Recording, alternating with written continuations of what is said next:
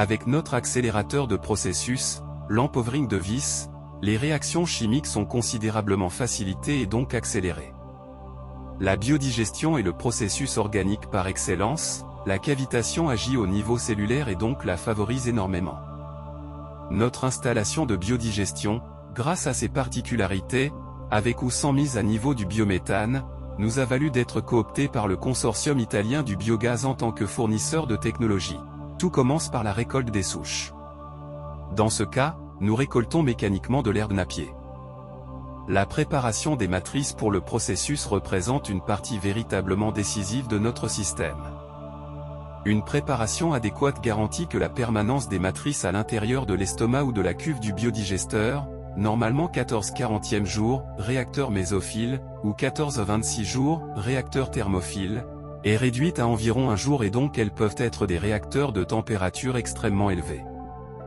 Des dimensions plus petites que celles d'autres systèmes concurrents peuvent être créées. Ensuite, toutes les matrices disponibles et en entrée seront réduites en taille autant que possible.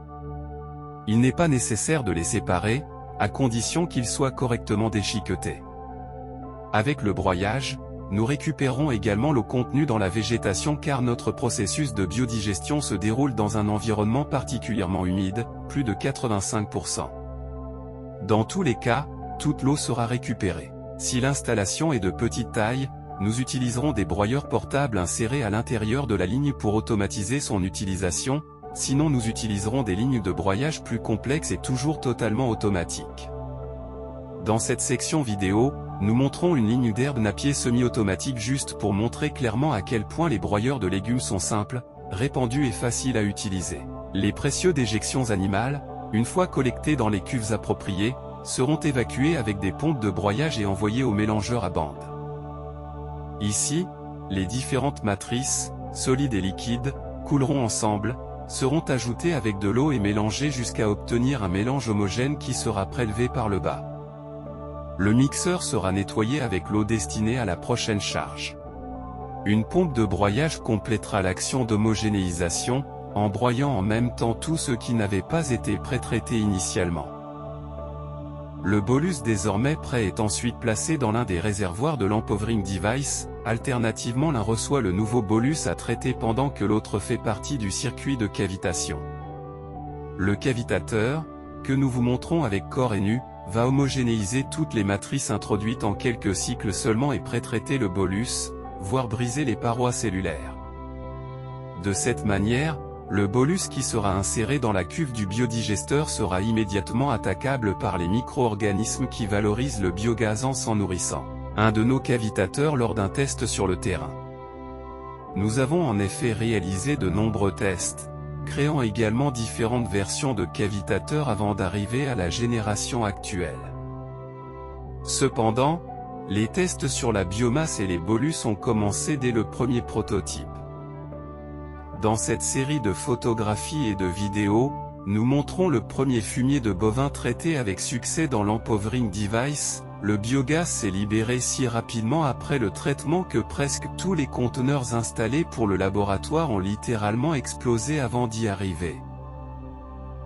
Nos biodigesteurs sont contenus dans des skids conteneurisés.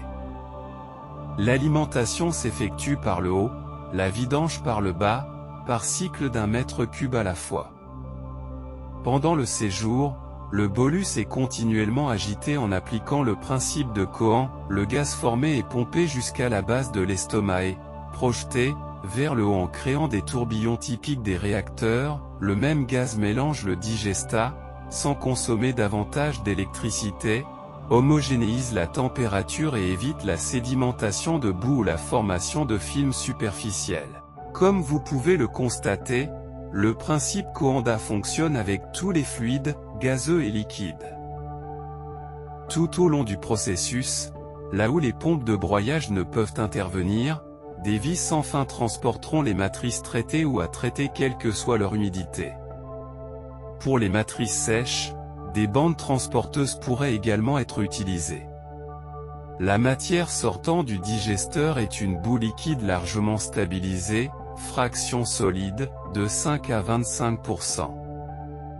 Une deuxième étape du empowering de vis stérilise sa charge bactérienne et micro-organismes et accélère son oxydation. L'excès d'humidité, rappelons que nous travaillons avec un taux d'humidité supérieur à 85%, est totalement récupéré à l'aide d'une presse à bande. La fraction sèche ainsi récupérée est immédiatement utilisée comme engrais inerte mais organique, compost.